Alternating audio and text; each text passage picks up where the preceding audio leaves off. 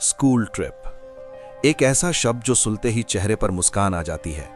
बस की खिड़की से बाहर झांकते चेहरे, दोस्तों के साथ सीट बदल बदल कर बैठना, टीचर्स की डांट और मन में बस एक ही बात, आज पढ़ाई नहीं होगी। लेकिन क्या आपने कभी सोचा है कि अगर वही स्कूल ट्रिप आपकी जिंदगी का आखिरी चैप्टर बन जाए तो? अगर आपकी हाजिरी सिर्फ स्कूल के रजिस्टर में नहीं बल्कि किसी ऐसी जगह लग जाए जहां से लौटने का कोई रास्ता ना हो। आज मैं आपको एक ऐसी कहानी सुनाने जा रहा हूं जो ना सिर्फ डराती है बल्कि धीरे धीरे आपके दिमाग में एक सवाल छोड़ जाती है कि अगर चेतावनी पहले ही मिल जाए और फिर भी हम उसे नजरअंदाज करें तो क्या होता है। ये कहानी है भैंसगढ़ किले की। एक ऐसी जगह जो बाहर से एक पुराना ऐतिहासिक स्मारक लगती है लेकिन अंदर वो एक चलता फिरता स्कूल है। एक ऐसा स्कूल जहां पढ़ाई कभी खत्म नहीं होती, जहां क्लास कभी डिसमिस नहीं होती और जहां बच्चे बड़े नहीं होते। साल था 2014। दिल्ली का एक जाना माना स्कूल, सेंट मेरी सीनियर सेकेंडरी स्कूल। जुलाई का महीना था। सुबह की असेंबली चल रही थी। बच्चे धूप में खड़े थे, कुछ बातें कर रहे थे, कुछ नींद में थे। तभी प्रिंसिपल ने माइक संभाला। उनकी आवाज हमेशा की तरह सख्त थी। कक्षा 9 के कुछ छात्रों को इतिहास प्रोजेक्ट के लिए एक विशेष शैक्षणिक भ्रमण पर भेजा जाएगा। पूरा मैदान शोर से भर गया। टीचर्स ने नाम पढ़ने शुरू किए। एक एक करके 12 नाम चुने गए। जब आखिरी नाम बोला गया, देव शर्मा, तो कई बच्चों ने एक दूसरे की तरफ देखा। देव नया छात्र था, न ज्यादा दोस्त न ज्यादा बातें। वो हमेशा आखिरी बेंच पर बैठता था और जब भी कोई उससे पूछता पहले कहां पढ़ते थे, वो बस हल्की सी मुस्कान देकर बात टाल देता। अमन ने ऋतु से धीरे से कहा, यह लड़का अजीब है। ऋतु ने जवाब दिया, पर डरावना नहीं। उन्हें क्या पता था कि वही लड़का सबसे ज्यादा सच जानता है। ट्रिप वाले दिन सुबह 5 बजे स्कूल गेट के बाहर एक बस खड़ी थी। बस बहुत पुरानी थी। उसका रंग फीका पड़ चुका था। नंबर प्लेट पर मिट्टी जमी थी, जैसे किसी ने जानबूझकर उसे छुपाया हो। ड्राइवर सीट पर बैठा आदमी लगभग 50 साल का लग रहा था। उसकी आंखें लाल थीं, लेकिन नींद की वजह से नहीं, बल्कि जैसे वो बहुत कुछ देख चुका हो। जैसे ही बच्चे बस में बैठे, एक अजीब सी ठंडक महसूस हुई। अमन ने मोबाइल निकाला, नेटवर्क नहीं। ऋतु ने कैमरा ऑन किया, बैटरी 100 से सीधे 62%। कबीर ने हंसते हुए कहा, लगता है ये जगह ही ऐसी है। बस चली। जैसे जैसे शहर पीछे छूटता गया, जंगल पास आता गया, पेड़ घने होते गए, सड़क पतली होती गई और हवा अजीब तरह से भारी। अचानक बस का रेडियो अपने आप चालू हो गया और उसमें से स्कूल की घंटी बजने लगी। टीचर चौंक गई, रेडियो बंद करो। ड्राइवर ने बिना पीछे देखे कहा, घंटी बजने के बाद आदेश बदले नहीं जाते। पूरी बस में सन्नाटा छा गया। देव ने खिड़की से बाहर देखा और बहुत धीमी आवाज में बोला, अब वापसी का रास्ता पीछे छूट चुका है। जंगल अब पूरी तरह बस को निगल चुका था। सड़क के दोनों तरफ पेड़ों पर अजीब अजीब निशान थे। कहीं SMSS 2001 तो कहीं ट्रिप बैच 1998 खुदा हुआ था। ऋतु ने तस्वीर खींची, लेकिन फोटो में पेड़ नहीं, बच्चों की परछाइयां दिखीं। कबीर ने मजाक में कहा, लगता है जंगल में भी स्कूल खुला है। देव ने सिर झुकाकर कहा, खुला नहीं है, चलता रहता है। बस अब एक ऊंची पहाड़ी की तरफ जा रही थी। ड्राइवर ने अचानक ब्रेक मारा। सामने एक जंग लगा बोर्ड था, भैंसगढ़ किला 2 किलोमीटर, चेतावनी 5 बजे के बाद प्रवेश निषेध। टीचर ने बोर्ड पढ़ा और अनदेखा कर दिया।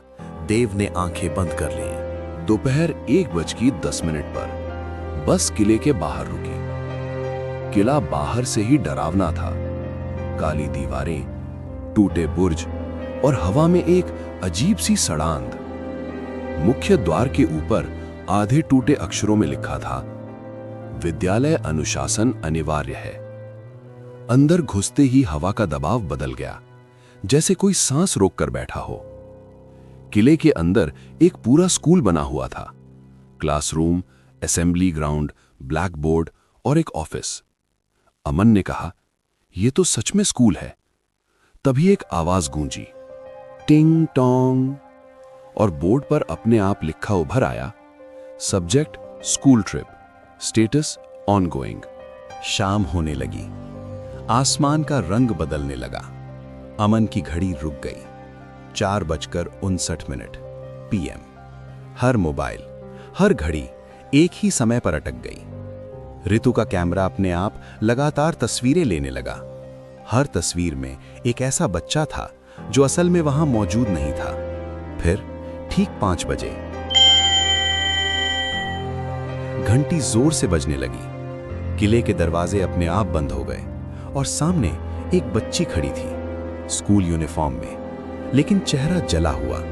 उसने मुस्कुराकर कहा, असेंबली शुरू होने वाली है, लाइन में लग जाओ। घंटी की आवाज थमते ही पूरे किले में सन्नाटा छा गया। ऐसा सन्नाटा जिसमें अपनी सांसों की आवाज भी डराने लगती है। टीचर बच्चों को इकट्ठा करने लगी। सब लाइन में खड़े हो जाओ, उन्होंने कहा। लेकिन उनकी आवाज में भी अब भरोसा नहीं था। अचानक समीर ने कहा, मैम, निखिल कहाँ है? सब ने इधर उधर देखा। निखिल कहीं नहीं था। कुछ देर पहले तक वो यहीं खड़ा था। तभी एक ठंडी आवाज गूंजी, रोल नंबर 11 अनुपस्थित। सब सिहर गए। ब्लैकबोर्ड पर अपने आप लिखा उभर आया, निखिल एब्सेंट। ऋतु ने डरते हुए कहा, मैम, ये क्या हो रहा है? टीचर कुछ कह पाती उससे पहले पूजा चीखी। वो अपनी जगह से गायब हो चुकी थी। जमीन पर सिर्फ उसका बैग पड़ा था। फिर वही आवाज, रोल नंबर 8 अनुपस्थित। अब बच्चों को समझ आ गया, ये कोई इत्तेफाक नहीं था, ये चुनाव था। जो डरता है, जो पीछे हटता है, वो यहां से गायब कर दिया जाता है। एक एक करके मोहित, समीर, सौरभ गायब होते गए। हर बार घंटी बजती और हाजिरी रजिस्टर में नया नाम स्थायी रूप से जुड़ जाता। अमन का दिल जोर जोर से धड़क रहा था। उसे लग रहा था जैसे किला उसकी तरफ देख रहा हो। अमन और ऋतु भागते हुए ऑफिस वाले कमरे में पहुंचे। वहां एक बहुत पुराना हाजिरी रजिस्टर रखा था। कागज पीले पड़ चुके थे, लेकिन लिखावट साफ थी। हर साल का पैटर्न एक जैसा। Year 1998, school trip 12 students, permanently added 3। Year 2001, school trip 15 students, permanently added 3। हर साल 3 बच्चे। ऋतु रो पड़ी। ये जगह बच्चों को जिंदा रखती ही नहीं। रजिस्टर के आखिरी पन्ने पर लिखा था, नियम, डर बराबर असफलता, भागना बराबर निष्कासन, रुकना बराबर स्थायी प्रवेश, और नीचे, ये विद्यालय तब तक चलेगा जब तक दुनिया में स्कूल ट्रिप होती रहेंगी। अमन समझ चुका था, ये जगह डर पर चलती है। देव अब उनके सामने खड़ा था। उसका चेहरा बदल चुका था। उसने कहा, मैं 1998 में इसी किले में आया था। मैं भी डरा था, मैं भी भागना चाहता था, लेकिन मैं नहीं भागा।